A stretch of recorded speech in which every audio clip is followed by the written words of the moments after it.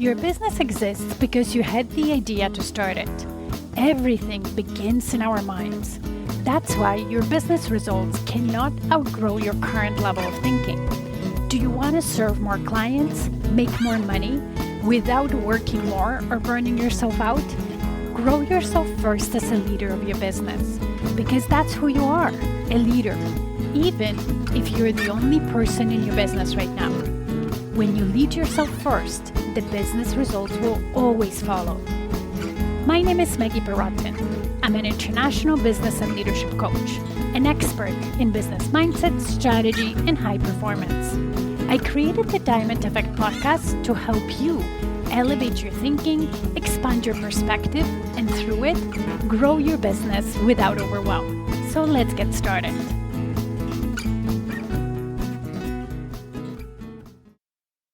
Welcome, everybody, to Diamond Effect podcast. Today, I have a great guest, one of my clients in the Diamond Effect group, Lina. Lina, thank you so much for doing it with me. And if you could introduce yourself to everybody, that would be awesome. Thanks for having me. I'm Lina. I'm a hair cutting specialist. I currently live in Dubai. I was born here, but I am Canadian. I've been back and forth between the UAE and Dubai and Canada pretty much my whole life. And I decided to relocate recently and really level up my business. And that's how Maggie and I got connected. Awesome. So let's talk a little bit about your backstory, because I remember when we met, you were still in Canada. I'm pretty sure when you joined Diamond Effect Group, you were in Canada and then you were moving in Dubai. But tell me a little bit more about your story, how you became the hairstylist content creator. You're such an amazing content creator. So let's start there. Thank you. It's a long journey. It's really fun. People ask me, how did you start? I'm like, where do you really want to start? Because as a creative, the ideas are always coming and it's a matter of just following a bunch of things and experimenting with so many things. And then sometimes they pop off and sometimes they don't. And the things that pop off and they work, I just keep doing them. And when I'm really good with feedback. If somebody tells me that something's working, I'll be like, okay, that's a sign. I'll just keep going. So how I became a hairstylist, I used to cut my own hair when I was younger because I had it featured so many times by hairstylists. So I learned how to cut my own hair, but I never thought to be a hairstylist. I was actually a makeup artist and I have a degree in psychology. I never actually wanted to be a shrink, to the detriment of my parents. They were very disappointed, but I've always been creative. I always loved the idea of business and doing my own thing. And then I went through a really bad breakup and I just asked for a sign. And this is where I was like, I don't know what I believe in, but I need a sign. I need to know what to do. And I went to the library and I saw a book. It was like a beauty book. And inside was this hairstylist talking about hair. And there was a really beautiful model with really beautiful hair. And I was like, oh, I want to do that. And I was like, okay, so I flipped the page and then suddenly it's just like this light bulb came through, this like insane moment of clarity. I think I just talked myself into actually wanting to do this. So I was like, okay, let me look up hair schools. I immediately looked up hair schools. There was one down the street, literally like 15 minutes away, and they were taking students within 2 weeks. So I was like, I signed up, became a hairstylist. Turns out I was really good at cutting. And I just, the rest is history. I started working and it's been good. Yeah. And you know what? I just expanded that a little bit because we talked about it. Was it like last week or 2 weeks ago where I asked you, like, because you have this unique skill set of cutting with the, what is it called? Not scissors, but the razor. The razor. And you do such amazing cuts with the razor. And I asked you, like, how did you learn to do that? If you can share that story.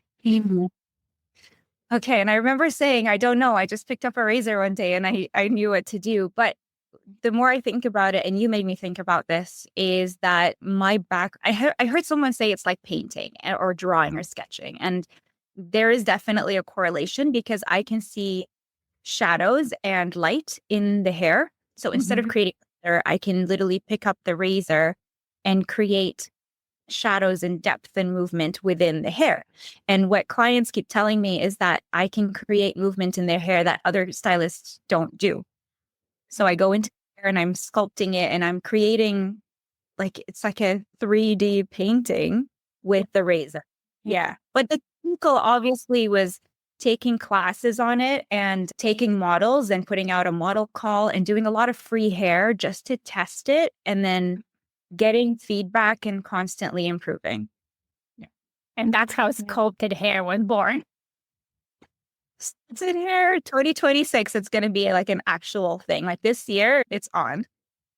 Yeah. Awesome. So now let's talk about the other side of your creativity, which is really creating content, right? You have a lot of followers, YouTube, IG, TikTok, wherever you go, you just go viral.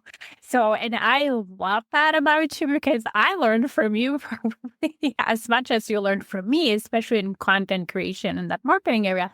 So talk about that. What is your recipe, if there is one, to when you enter a new platform and so on, to get the following, the engagement, and really build community around what you do?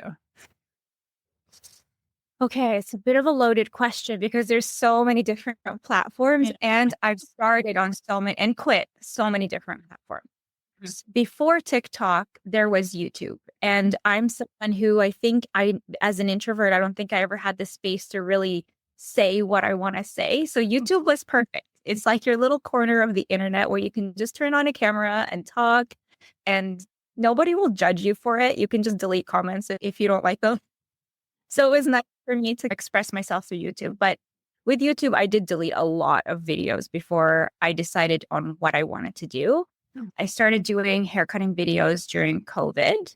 And then that took off and it was making me a little bit of money. And I was like, oh, this is working. This is nice.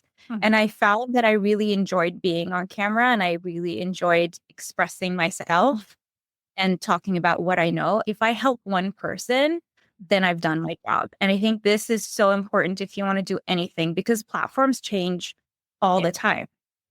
Right? Like we saw Instagram go up and then down and then up again. And now it's pretty dead unless like you're very niche and you know exactly what you're doing. TikTok, same thing, been down. It was like a dance app and during COVID. And then with the ban, it went away. We're not seeing the same things as before. Then it turned political. And it's just, you have to stay true to who you are and try to adapt to the platforms, but at the same time, keep your message alive, like keep what you're doing. And so I'm actually back on TikTok now because I'm rethinking my strategy and who I want to be. And someone told me like, you have the right to speak. It's such a small mindset shift. Not that I never thought I didn't have the right, but it's let me just say it and not think too much about how I look and how I'm saying it or who's going to see it. And that's ultimately content creation. Clients and followers can tell when you're enjoying what you're doing. They can tell. Yeah. So that's the thing. A couple of things you said that it's important is don't be scared to experiment. As I said, you've done so many videos and some of them you deleted, some of them not, but like just putting things out there and then looking at what's working and doing more of what's working, right? So that's one. Two, being yourself and just being consistent with your message and who you are through the platforms while also understanding the platform and playing to whatever it is about, right? Because it goes both ways. And then to say have fun, right? Because if you hate it and if you're like, oh my God, like I can't do it, then your audience will feel it. But if you have fun, they will feel connected to that. So I love that. So let's just take the three main ones like Instagram, YouTube, and TikTok. Right now, as you see it, what are maybe like the main differences between them, just for people to know, like what you're saying? Okay. So for YouTube, I love long form content. If you're creating a tutorial or you want to dive deep into a subject. Just yesterday, I was watching a whole 40-minute tutorial on how to do your nails. And I was engrossed in it. I want to know all the details. I loved her voice. It's really good for tutorials. So I have hair tutorials on there, hair cutting tutorials. And you can speed it up, but I think people go to YouTube now for that long form kind of for connection and they will subscribe because they want more of that. There is always going to be a need for long form content. Yeah.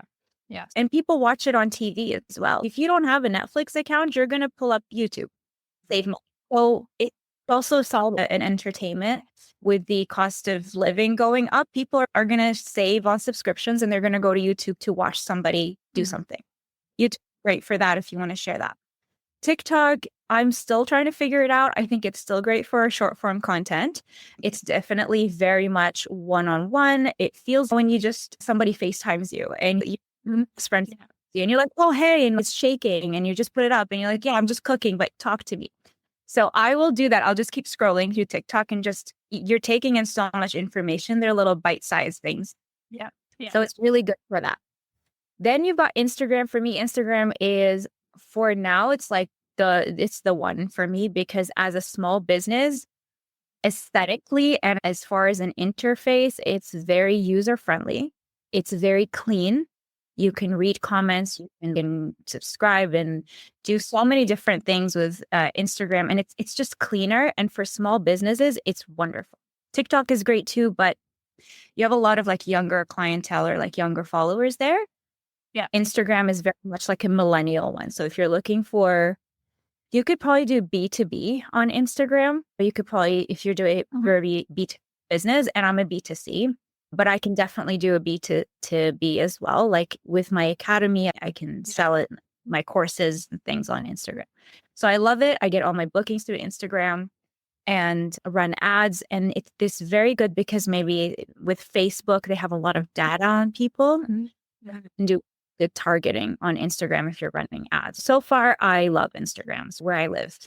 Yeah. Yeah, oh, definitely. And we talk about it on a regular basis. It's definitely like the way for you to book clients, especially like when you moved, right? So we can actually talk about your move now, because that's the thing. You were in Canada and you've created a clientele, but now you're moving location. As a hairstylist, you are dependent on your location, right?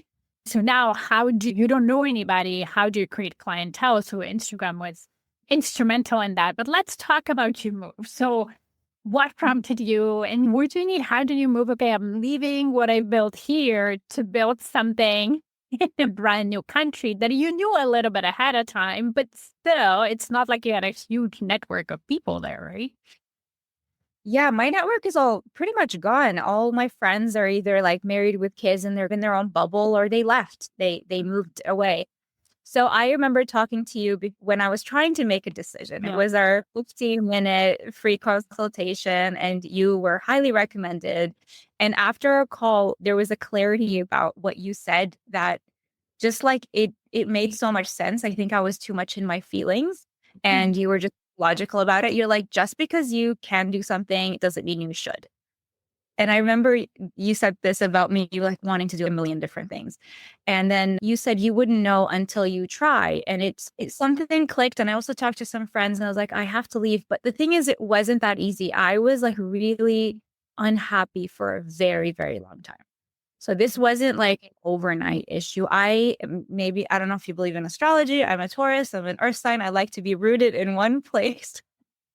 I don't like to move. And I wanted to really create a home. But after COVID, our industry in Ontario was not doing well. And I kept thinking that I was going to be able to catch up financially and maybe get some new clients, but I never felt the same excitement as I did before. And I just felt, okay, it's time for me to leave. Because even when I started hair, I was like, maybe I could go back to Dubai because everyone loves their hair and their beauty here. Then I would try again. And it didn't work for a while. I decided to stay a little bit longer. I would have moved earlier, to be fair, to be honest. But I decided to work on my portfolio because I couldn't control the weather because I hated the weather. I couldn't control the inflation. I couldn't control my clients. There's things you cannot control. So the only thing that I could control was my skill. Yeah. Let me build a portfolio so that no matter where I go in the world, I can get a job. And I know I'm good at it and I know people like it. So I got a bunch of models. I charged them half price for their haircuts and I nailed every single one. And I was like, hey, that's a sign. They love their hair. But I built this portfolio and then the rest of it was just courage. The rest of it was like, I have to dig into my savings. I don't know what I'm doing, but I'm going to go. And because I keep thinking about it, I was turning 40. So I was 39 and I was like, there's no way I'm celebrating my 40th birthday in Canada. I need to celebrate it in Dubai. I need to have a big party. It was just like that kind of motivation that just... I love it because it's really like having the dream, like your inner self was pulling you, right? Like I always talk about it, listen to your intuition, right? If there is something that's not going away, no matter what you do, listen to it. So you listen to it, but not just like, hooray, let's go without any preparation. But as you say, okay, what I could control is up level my skill and really build the portfolio, right? And then, yeah, it always takes courage and that believe in yourself that you can do it. Because in the beginning, when we start something, we have no idea if it's going to work out and so on. It was the same with my business, right? When I started my business on the side, I was like, I have no idea if it's going to work out. I don't even know if I 100% believe it, but until I try, I will never know, right? So I love that. Let's move on now to being creative. So you're in Dubai, you're doing great. Now you're very creative. And what I find with creative people, my husband is one of them, and with my clients, you guys have amazing ideas, but they pop in your head all the time. And that's easy to get distracted and maybe fall off course, especially if you have goals and you're like, I want to achieve certain goals, right? So what helps you focus and keep going while still entertaining at least some of those ideas? Because I know that for your brain, you need that, right? You can't completely turn it off and say, oh, well, I'm just going to ignore the creative calling. So what do you do? What helps you? It's a gift and a curse. And it's taken a lot of like mental stamina over the years. Because when I was younger, I was just popping off, right? And then I learned brain dumping, where you just get a piece of paper and you just write down everything. And half the time, what's swimming around in my mind is very easy to do. It takes 5 minutes and could lead to really big results. Like it could be something as small as changing the SEO on my website. So the way I think my creative brain works is I see the end result and I don't know the steps there, right? For example, I want more clients. I can see people like clicking on the website. They're looking for me. And so I get stressed. But then when I write it down, I'm like, oh, all I have to do is just change the SEO, give it a little time. And then I do that. And then I'm like, oh, that's all. So brain dumping is really important for me. I journal almost every day. I have a lot of Post-its and I just write down my ideas as they come. And then when I'm done, I just rip them off. So it's like you compartmentalize them as much as I can. The big ones, that's when I come to you. And we do a little bit of brainstorming. Sometimes I ask ChatGPT. Sometimes I don't really ask too many people outside of my circle because they might shoot it down. They might not know what I'm saying. It might be hard for me to articulate what I'm trying to say. So really writing it down and thinking about it and then putting my phone on Do Not Disturb. Going for a walk is really, really helpful. Yes. Like taking my phone with me and I have an idea in my head and I have all this energy coming through. Okay, let me go for a walk. I take my phone with me. I open the notes app and then it just comes. And then it comes that, oh, let me message that person. And then it happens. So it's a relationship that I'm still working on. No, I love it because that's the thing. Like for creativity, to flourish, we need to create that space, right? So walking, brain dumping or whatever is that. But and then when you write it down and you start thinking through stuff once it's written or talking through people, but as you say, people, hey, who understand you, no support that or not going to bring down your ideas just because they have their sense of beliefs or whatever, or they're not trained in helping people, like a coach is trained in helping people knows what to do. Then that also helps. So I love how you're creating little systems and habits to help you that. And as you say, I truly believe whatever systems and habits we have, it's always work in progress. Like it's always evolving because we're evolving, right? Our situation change, our life changes. So we're always should at least be adapting that what works for us and not against us or whatnot. Yeah. And what's something that you've really helped me hone in on is that one of the things that I've taken from our group is that we are in a work in progress and we're constantly evolving. And what you want to do now may change next year. And that's okay. Like I used to be very fixed in, okay, this needs to work. But again, experimenting is really important. And then have your own philosophy, like experiment. And then as you get better at whatever it is you're doing, the more you do something, the more you're going to come up with your own philosophy, be it about life or relationships or money or your career. Like you have to have your own ideas about it and then you can be all in. And then when you're all in, it becomes easy. You don't have to fight it. It just comes. Yes, that's very powerful because you're right. When we get to learn something really well and we master skills, then we do develop our own philosophy because we always adjust. No matter what we learn, we'll always adjust it to our situation, the way we think, and so on. And that's why how I think we develop those philosophies. And as you say, then you become an expert and then it's just easy, right? It's not struggle anymore to do it. So let's talk about like, why did you join Diamond Effect Group? Because in a way you can say, hey, you're great at marketing. Like you're great at content creation. There's not much I can teach you there, right? In that aspect. So I would want to know, or for either people who might be thinking about it, like, why did you join? I joined because I think I told you this in our first call, because you really calmed down my nerves and you speak so logically that I've been with coaches in the past, and I don't want to put anyone down, but I have felt anxious with some coaches in the past because they were very much like type A, go. And I'm not like that. I'm very thoughtful. I take my time. I think things through. But then when I'm in it, I go all in. Whereas with you, you're like, okay, you have this idea. What do you do now? I remember the time I told you I had a dream that I was charging $7,000 for a haircut. After asking for a sign, I'm like, oh, what do I need to do? Should I quit? And then I got a dream that was like, you're actually going to start charging $7,000 for a haircut. And you're like, okay, make a vision board about it. Like you actually bring my ideas into reality. And the most important thing I think is if I decide to quit on something or change my mind, change my route, you're also going to help me do that. You don't go back and say, but you said you wanted to do this. You're like, okay, let's move forward.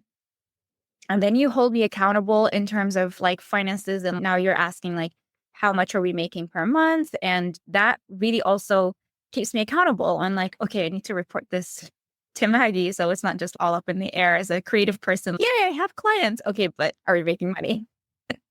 The logical part, I think, is what was missing because I've quit a lot of things. I've started an academy and I quit. I started a podcast and I quit. YouTube kept going and I was like, oh, this is too much work. And you're like, okay, that's fine. Let's move forward. Yeah. So that really helps.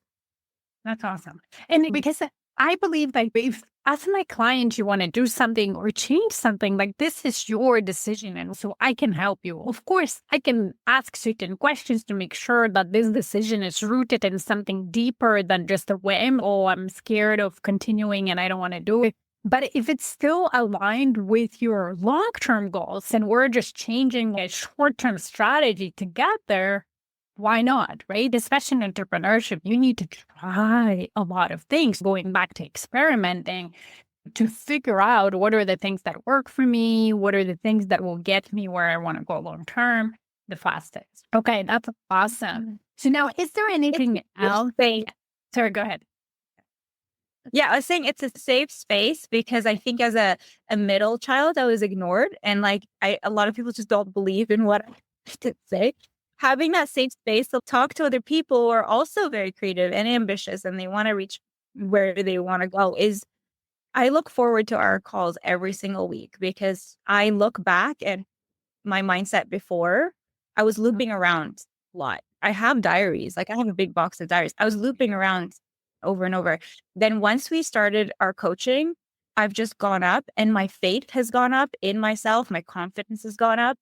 And it's these little tiny, small, incremental changes that we don't notice. It's like going to the gym. You don't notice the first time you go.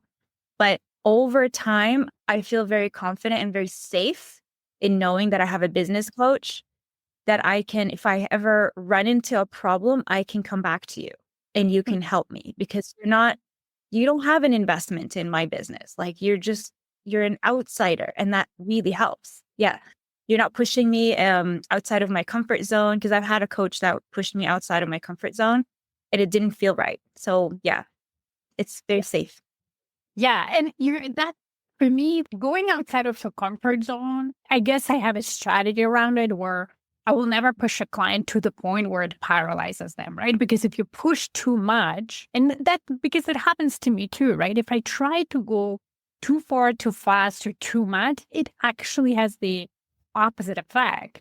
Whereas when you take it step by step and by comfort zone, okay, I want to do something. I have a goal and I'm not opposed to that way. I'm just scared because I've never done it, right? So how can we get there, but in a way that feels motivating, in a way that I can do it rather than freeze up, right? Sometimes I remember one of our members who was scared of social media, and we both, that's the benefit of the group, that you get to mastermind step by step, week after week, month after month. We're helping her to then actually not only go from scared to I'm not even posting my picture on social media to post the picture on social media, but start enjoying the whole process, start enjoying being present and then getting pretty good at it. But you need to give yourself a chance, but how you do it is important because, as you say, sometimes when you push too hard and when you try a route that doesn't work for you, you will just freeze and never do it. And then you never know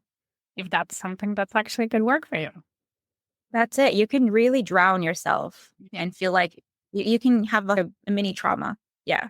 We don't want to. That's what I like. I just realized you actually do that. You push me, but not too much. Awesome. So is there anything else that maybe we haven't covered that you would want to say, whether it's about your journey or whatever we talked about before we're finished? Let me think. Not really, but no, I feel like we covered everything. Okay, great. So thank you so much for doing it. But before we go, let people know how they can find you, how they can follow you. I highly recommend you follow Lina, even just for the content creation and learning from her how to be present online. So I live on Instagram. That's usually, I'm on it all the time answering messages. So at Lina Does Hair. That's where they can find me. Lina Does Hair, and we will link it up in the show notes. You will easily find it from the show notes. Okay, thank you so much, Lina. Thank you for doing it with me, and thank you everybody for watching.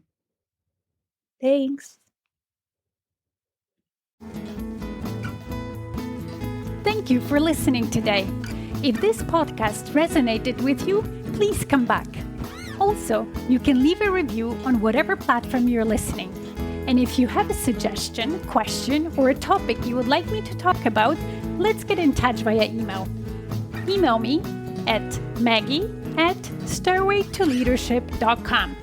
See you in the next episode.